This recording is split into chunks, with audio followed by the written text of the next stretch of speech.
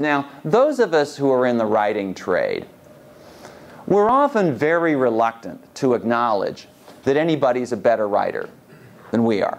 You know, it's just, as I was telling Gleaves earlier, you know, I'm writing a book now about Franklin Roosevelt. There have been lots of books about Franklin Roosevelt. And so it requires either a leap of faith or a great deal of professional conceit to think that the world needs my version of Franklin Roosevelt. But I will tell you in all immodesty that if I didn't think I could do it better than the books that have been written out, I just wouldn't do it. I mean, there'd be no reason for another one. So I think I can add something to this. Anyway, so when I read the works of most other writers, I always am sort of picking nits and say, well, okay, I'd have done it better over here, or I'd have done it better over there.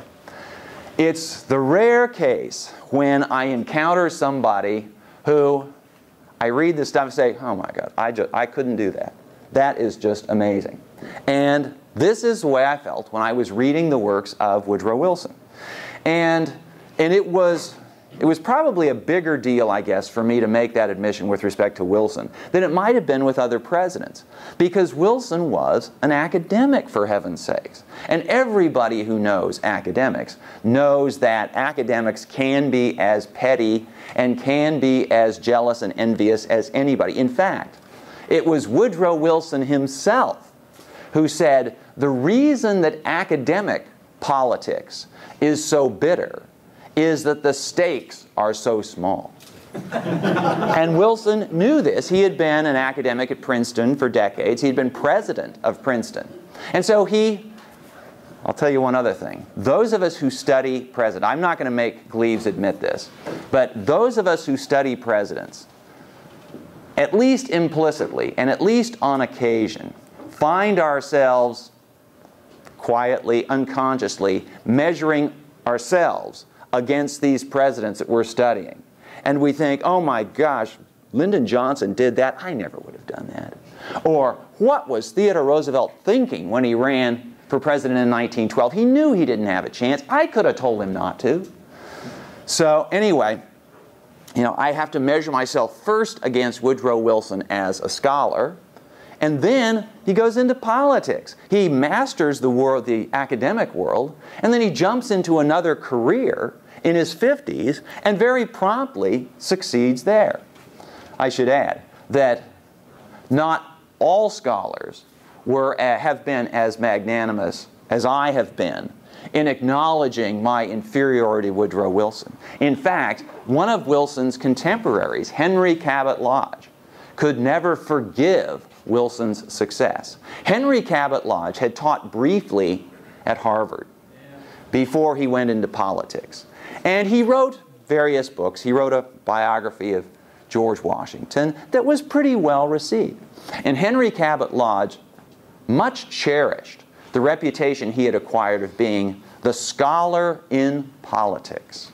And so when somebody wanted a learned reflection on some aspect of American politics from the 1890s through the early 1920s, they would turn to Professor Lodge, and he would hold forth as a professor who had branched out into politics.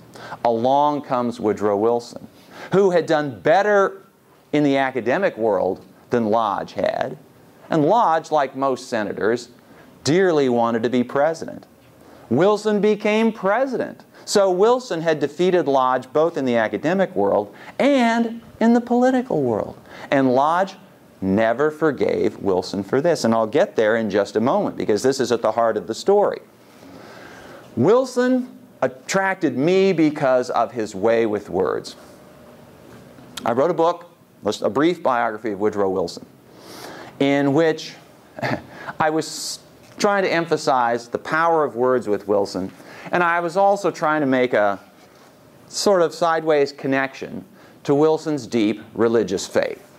And the book begins, in the beginning was the Word, and in the end was the Word, and in the middle were words and words and words, because he was a president who demonstrated the power of words. In my biography of Wilson, I include more and longer sections of Wilson's speeches than I certainly would of any other president that I was dealing with. This for two reasons. One is that Wilson was the last president to regularly write his own speeches. And he wrote his own speeches because he knew perfectly well, and this is perfectly true, that he could write better speeches than anybody else on earth. And I included more of the speeches because it was through Wilson's words that he moved the nation and moved the world.